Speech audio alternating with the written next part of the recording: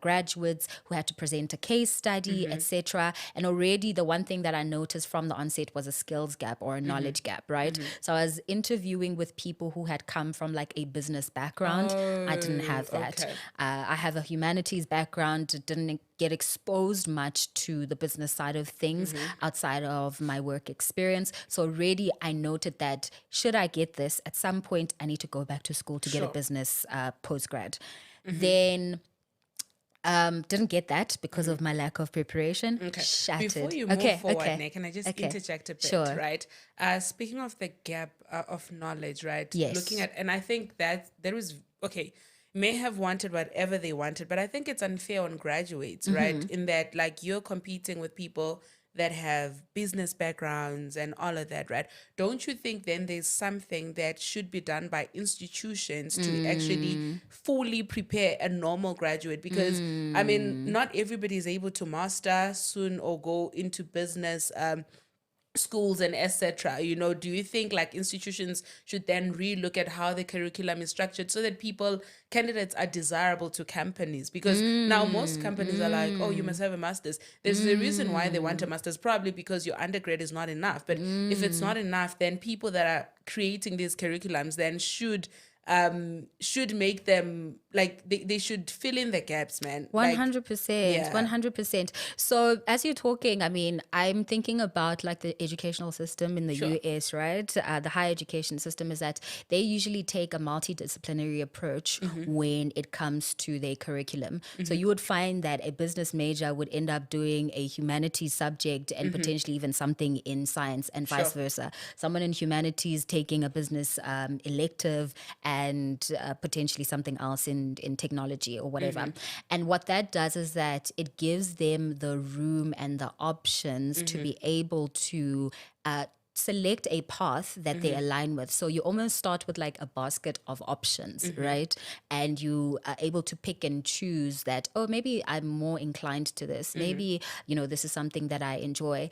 And I think our higher education system is still very much fragmented that, you know, if you're in law, that's all that you are doing. Yes. If there are some subjects that you can get, it's probably from either humanities space, or if you're doing like BCom law, because there is like a combination of business and law. Sure. But as standalone degrees, typically you don't have that cross-pollination and multidisciplinary approach. You need to then go an extra step post university or post your undergrad to then get those skills in a different way. So I think a recommendation would be to look at how we can have more multidisciplinary degrees that allow people to choose from like a basket of options. And Yes. then as they go up in their academic journey or the high levels of their undergraduate, then they can just specialize and focus on something. So No, that's a very good one, right? Yeah. So yes, now you were telling us that you were so hurt about not getting the getting job. into yes. Then got another interview with one of the biggest, actually the biggest media company in the country. Again, I think I was still reeling from the disappointment that I remember that interview very vividly. I was nervous. I was very nervous. And Sure. I guess that's what like disappointment does to you, because now you're like, okay, I have Yes, to you're get this operating one. from desperation. That's exactly it. That's exactly it. And I wasn't able to show up, for that interview as my best self. So when I didn't get it, I kind of knew. I kind of knew what it was. But you know what they say, third time's a charm. Then got another interview, and this was all during my honors year. So I was very much aware from the start that I need to get a job at the end Sure. of this year. And I had started to put myself out there in different ways. And yeah, I got the third job, went for the interview, was hired a day later, or rather got my contract a day later, only to start though in the new year, in the following year. So that transition for me, I wouldn't say it was seamless, but I didn't have another gap year. Okay. It wasn't as challenging. Yeah, it wasn't an involuntary gap year. I mean, I literally transitioned. I knew that by the end of the honors year, I'm starting a job on the Okay. 7th of January. I think it was the 7th. And yeah, so I didn't have to wait it out. All right. Yeah. Okay, no, Yeah. that's great. But in general, a person who's got a journalism degree, what are their job Options. options? Like, Sure. is the job market good, or is I love this question. And the reason why is because I think there is a false perception Okay. about humanities degrees in general. And I am a humanities advocate through and through. I think it might not have come across in any other way, but I think that the skills that you get from a humanities degree are very relevant in this day because what it encourages is critical thinking, right? And if you are a critical thinker, then you're able to apply certain perspectives, certain nuances, certain like cultural context to different organizations in different ways. Even if you end up in, I mean, I don't know how long the conversation is going to go, but I somehow ended up in technology, and that's where I honed in like the bulk of my career. And my humanities background enabled to understand nuances and people and things allowed me to become a better marketer, allowed me to become a better strategist.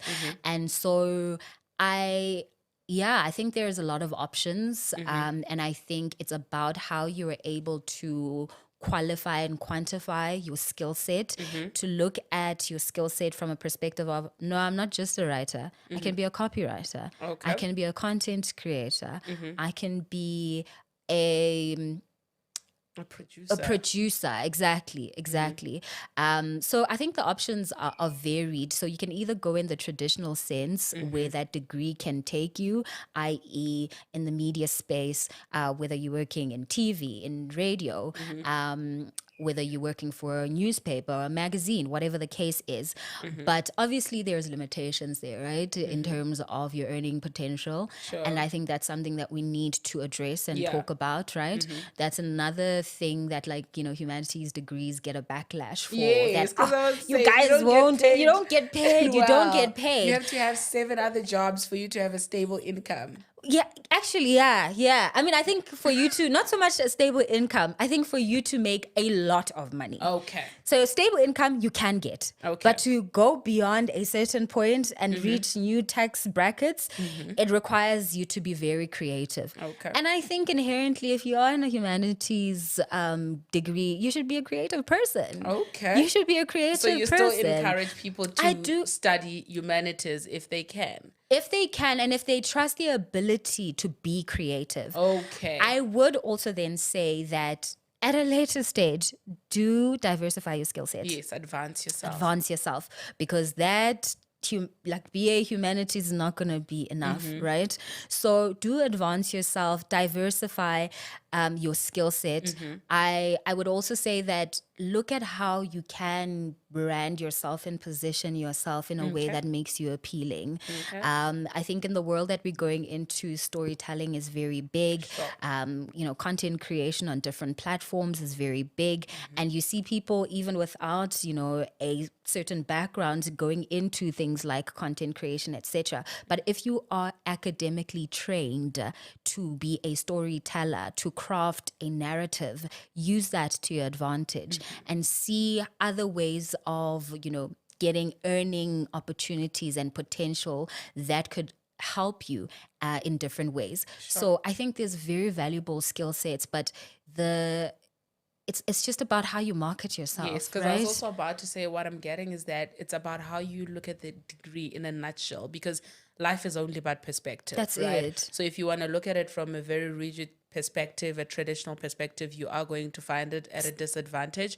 But if you're creative with your degree and look at the nitty-gritties that That's you it. can actually learn from it, then That's you'll it. be able to grow, right? 100%. You know what? Unfortunately, I was hoping we could go into wellness, but it seems we may have to have another episode regarding wellness, right? But there's a burning question. People keep on asking me this question, so I won't let you go without answering this question, right? So somebody asked me, how does a person handle a conflict in the workplace where they don't, like, it's not as direct, right? It's one thing you and I are bickering, but it's like working with a person that doesn't like you, but you're in an environment that forces you to work as a team, whether you like it or not. How do you navigate such a space? I think the first thing you need to be mindful of is that you're not going to be liked everywhere. Okay. And not everyone you come across you're going to like, right? I think there is a misconception that just because we are in the same team, we have to like each other. Getting along and liking each other are two different things. Sure. And when you get along, you prioritize the objectives, you prioritize the outcomes of whatever it is that you are working on versus whether we have an interpersonal relationship because you like me. I think it's a very flimsy word that we use in our relationships with people. As long as there is a mutual understanding of respect, a mutual understanding that there is a common goal, an objective, an outcome that we are wanting to achieve, then look at it from that perspective. Sure. If there's other nuances that pertain to things like race and gender, and that can come from or that can be manifested as like discrimination, then you have a different story. Sure. There you have a plausible, case that you could potentially document and report to HR at some point if it ever is expressed in like an overt way, right?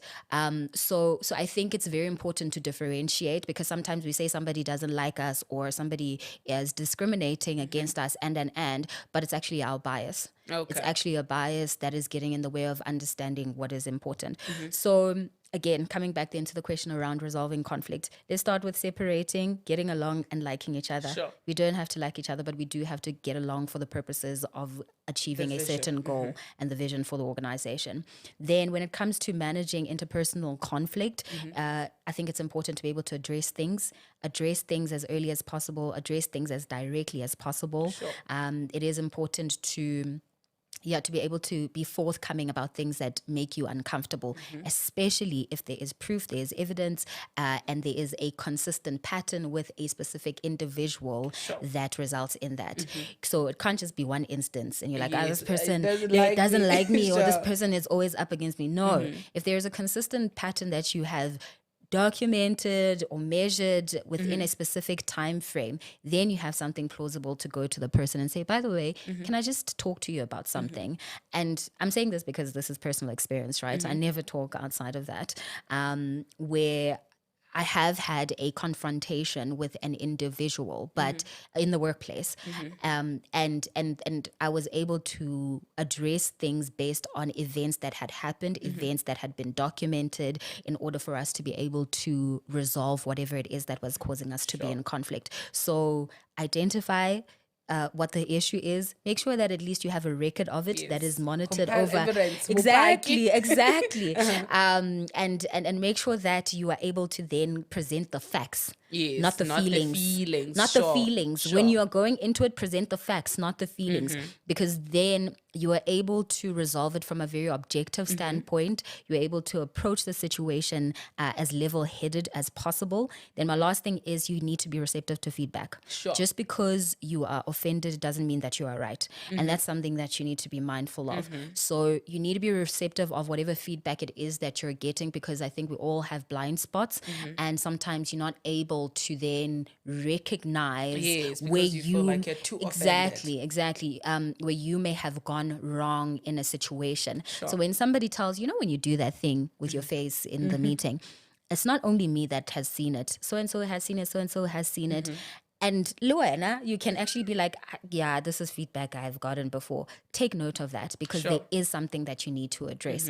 And so approach conflict with objectivity, with open-mindedness, and a willing to reduce your offense. Yes, also be correctable and 100%. teachable. 100%. I really love that response. In closing, what is this season of your life called? One sentence. Oh, I have one word. Okay. Trust. Oh, nice. Trust. Okay. Actually, 2 words, trust and transitioning. Trust and transitioning. I Yeah, love that. yeah. Thank you so much for honoring my invite. It was Thank really you for having great me. Thank having you. you here. It felt really so short. Time flies when you have so much tea that you want to know. that you want to get into. Yeah, but that's fine. We should be able to organize a different episode to converse on wellness and other things. Yes. Yeah. So encourage a person at home. Your last closing words. Sure. My last closing words, it's actually something that you just said now. Like, be teachable. Okay. Be teachable. The world is changing. It's changing very fast, very rapidly. Even you in those traditionally acclaimed jobs and industries, don't think that you're untouchable. Everybody is susceptible to change. So be willing to be adaptive. Don't get complacent. And there's always possibilities that are out there for you to explore, whatever background you come from. I love that. Thank you so much. I also feel very encouraged That's from good. that. To everybody at home, do not forget to like, subscribe, share, and comment. And happy Employment Wednesdays. Do not forget that you are not alone. You are gracefully anchored. All the best.